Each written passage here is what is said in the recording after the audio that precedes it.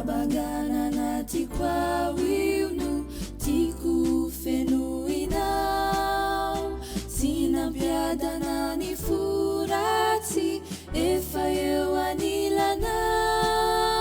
Tano ao azony mba ho zanakao, fa mamiko ny eo anilana.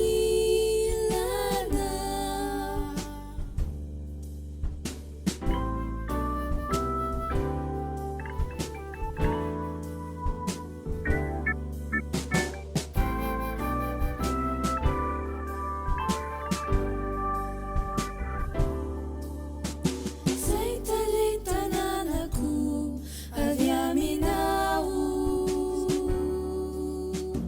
nomenao ireo mba hiterako anao.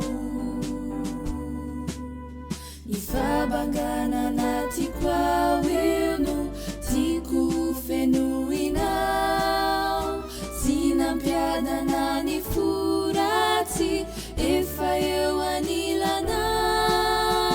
Tano ao azony mba ho zanakao, fa mamiko ny eo anilana.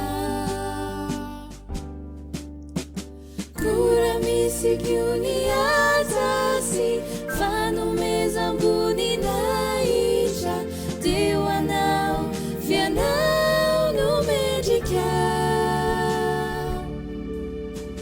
Zay talentananako avy aminao, nomenao ireo mba hiterako anao.